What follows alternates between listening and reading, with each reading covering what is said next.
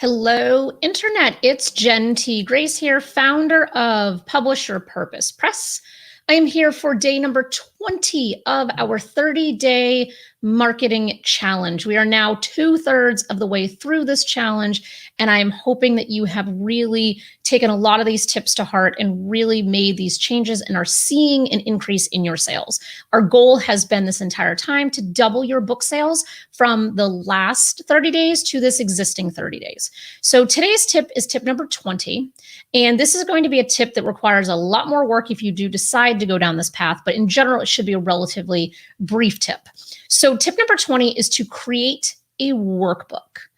Now, this might be something that even just the thought of overwhelms you, or you're like, why would I do that? So a couple of things. When our readers are really engaged with our work, they want more. So sometimes they want a book number 2. Sometimes they want a podcast. They want online training from you. They want you to do webinars. There's all of these things that our readers potentially want us to do as a result of putting our work out there. Now, what happens, and this has happened to me more times than I can count, is that I will publish a book. I'm on book number 6 of my own right now.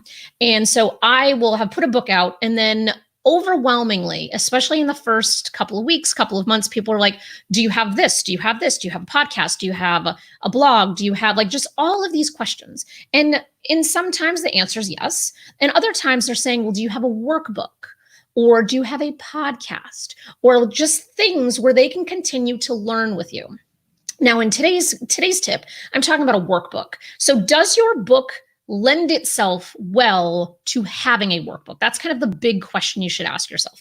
There's so many different topics, especially if it's nonfiction. If at the end of each chapter, this is probably the best way to assess, do I have enough for a workbook? First thing to do is I would grab your book and I would comb through it from start to finish and look at it objectively and think, do I have reflective questions at the end of every chapter? Do I have exercises that I'm asking people to do? What experiences am I trying to get my reader to feel and to understand? Now, if you already have that stuff there, you have a workbook potential. If you've written something, especially a memoir, memoirs don't lend themselves well to having a workbook. I don't know that I can think of a single one that has a workbook. This is more of a nonfiction tip. So if you already have that there, it's just a matter of repackaging what you've already done. So you go through your document, pull out all of the tips and the reflective questions and the things that you've been including in there, and then you can expand upon it. You can start small, and you can basically just pull out all of those laid out pages. It really doesn't have to be complicated. If you have the final PDF of your finished book, you can then pull out, go into Adobe and then Acrobat, and then just start pulling out the different pages and then combine them back together. And so while, yes, it might say, these questions on page 35 and then the next page in the document's 73, that's totally fine, because you might want to just start small.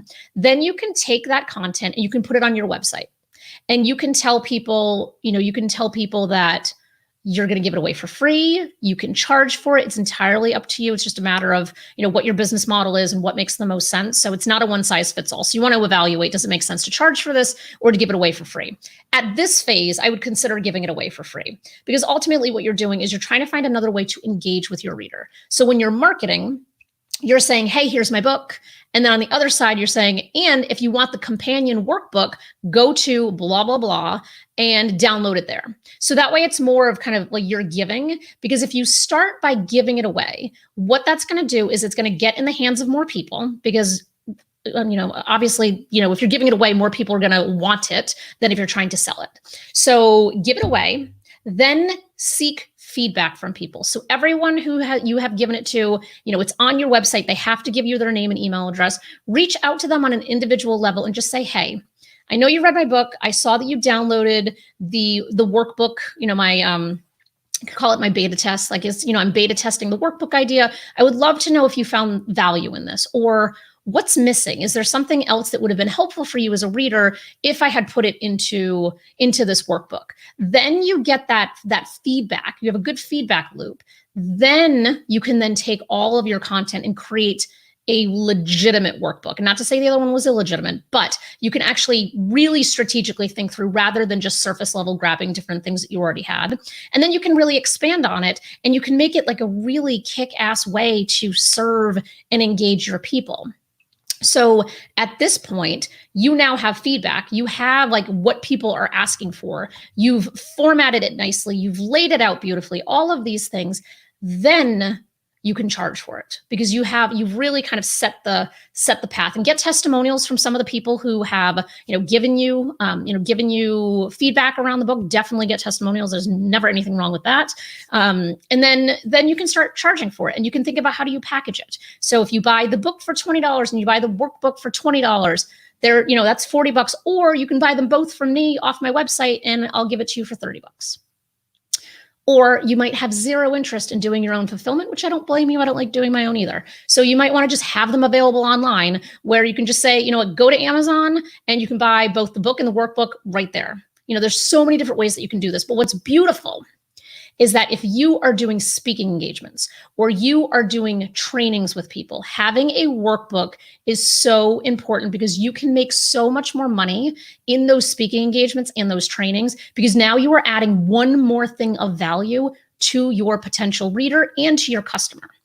Because not only do they have the book, because it might be a prerequisite that they have to read the book before you come and do whatever you're doing, but now here's the workbook. And now when I'm in front of you and we're training, I'm going to walk you through my methodology in the workbook together.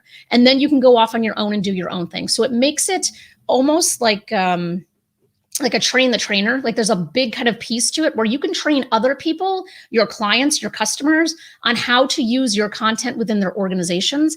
And then the ask is that they have to buy workbooks for all of their people every time they're doing this. So they might be able to facilitate it if you want to go down that path, but then they have to buy the workbooks, which is just giving you another revenue stream. All of these things that we're talking about are all about how do we continue to get and give more revenue streams.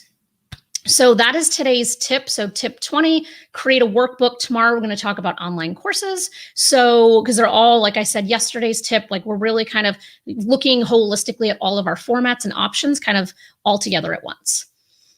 As always, a couple of announcements. So if you would like to join my office hours at 4 p.m. Eastern time on Tuesdays, you are more than welcome to do so. Right now, that is the time they are on. If you are watching this in the future, please head over to the PYP website. There's a tab for office hours, and it will tell you exactly what day and time they are happening currently. 2, and the link if you want to join the current one is in the description below this video. 2, our WhatsApp group for accountability. If you are interested in just being in a supportive community of like-minded authors who are there to support each other. I have people right now who are buying each other's books, writing testimonials for each other, doing like individual accountability together. It's just a beautiful thing. So if that's something that you need, please join it. The link is also below this video. And then finally, the marketing mastermind will be starting in a couple of weeks. So please let me know what would be helpful for you in this marketing mastermind. There's an application on the website, publishaPurposePress.com/marketing. So please check that out. And that is everything. So I will be back tomorrow with tip number 21, which seems so crazy. We're so close to the end. Tip number 21.